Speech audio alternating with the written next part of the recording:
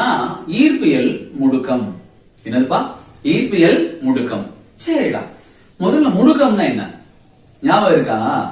திசைவேக மாறுபாடு வீதம் தான் முடுக்கம். திசைவேக மாறுபாடு வீதம் தான் முடுக்கம். சரியா?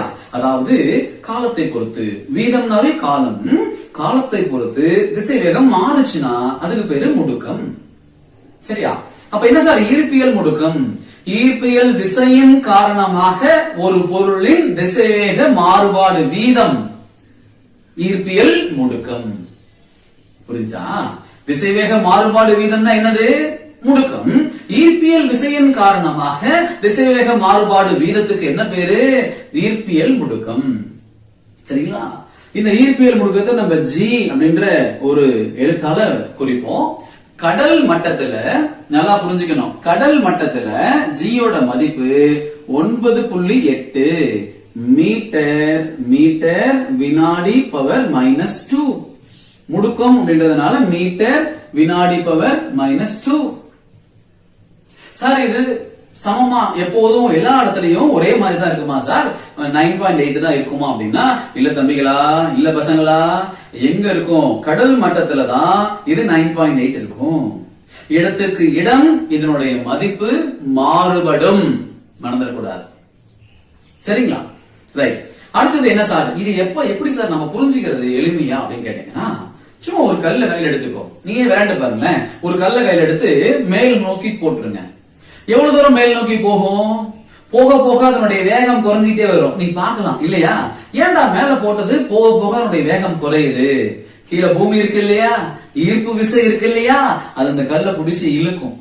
அதனால வேகம் குறைஞ்சுகிட்டே இருக்கும். ஒரு குறிப்பிட்ட உயரத்துக்கு போன பிறகு அதனுடைய வேகம் என்ன ஆயிரும்? சுழி ஆயிரும். சுழினா என்ன ஆயிரும்? 0 ஆயிரும். இப்படி போயிட்டு நின்றும். அப்புறம் புவியினுடைய ஈர்ப்பு விசை காரணமாக அந்த கல்லானது கீழ் நோக்கி இழுக்கப்படும். அப்படி அந்த கல் கீழ் நோக்கி இழுக்கப்படும் பொழுது, கீழ் நோக்கி விழும் பொழுது அதனுடைய திசை வேகம் மாறுபடும். காலத்தை பொறுத்து அதனுடைய திசை வேகம் மாறுபடும். யார் காரணம்? ஈர்ப்பியல் விசை காரணம். அதனால காலத்தை பொறுத்து திசை வேகம் மாறினா அதுக்கு பேரு முடுக்கம். யாரால மாறுது? ஈர்ப்பியல் விசையால மாறுது. அதனால அவனுக்கு பேரு ஈர்ப்பியல் முடுக்கம். சரிங்களா? ரைட். அதாவது என்ன அர்த்தம்னா கவனிங்களேன். இப்ப G = 9.8 மீட்டர் வினாடி பவர் -2 அப்படின்னா என்ன அர்த்தம்னா, கவனிங்க முடுக்கம். கவனிங்களேன், முடுக்கம் அப்படின்னா அந்த மதிப்பு எவ்வளவு இருக்கு? ஈர்ப்பியல் முடுக்கம். ஈர்ப்பியல் முடுக்கம் அப்படின்னா மதிப்பு எவ்வளவு இருக்கு? 9.8 மீட்டர் வினாடி பவர் -2. இதுக்கு என்ன அர்த்தம் அப்படின்னு கேட்டீங்கன்னா, இங்க பாருங்க, ஈர்ப்பியல் முடுக்கம். முடுக்கம்னா என்னப்பா? திசைவேக மாற்றம். திசைவேக மாற்றம் பை காலம். இதுதான் நம்ம என்ன சொல்லுவோம்? முடுக்கம்னு சொல்லுவோம். இப்ப இங்க என்ன ஆகுதுன்னு பாத்தீங்கன்னா, இது எதுக்கு சமமா இருக்கு?